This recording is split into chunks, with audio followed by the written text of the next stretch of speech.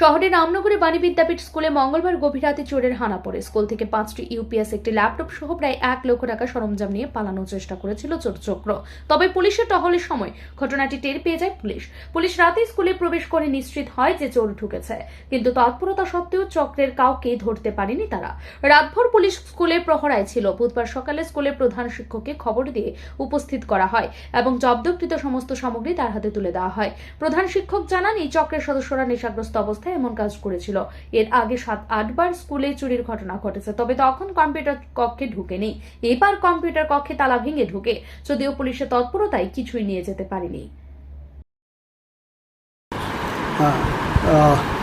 আসলে গতকালকে যে ঘটনাটা ঘটেছে, এর আগেও 7-8 বার চোরের দল স্কুলে হানা দিয়েছে এবং তারা বেশিরভাগই আসলে নেশার সাথে তারা যুক্ত।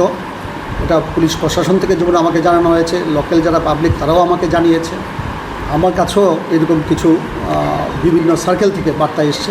তো গতকালকে রাত্রে 12টা নাগাদ ওই চোর ঢুকেছে। চোর ঢুকে আমাদের যে কম্পিউটার রুম এটা ভেঙেছে, দরজা ভেঙে এখান থেকে 5টা ইউপিএস, দেন একটা ল্যাপটপ, দেন একটা ফ্যান, এরকম প্রায় 1 লক্ষ টাকার সামগ্রী তারা একেবারে গুছিয়ে নিয়েছিল, একটা প্যাকেটে করে গুছিয়ে নিয়েছিল। তারা শুধুমাত্র এগুলি নেবার প্রস্তুতি নিচ্ছিল।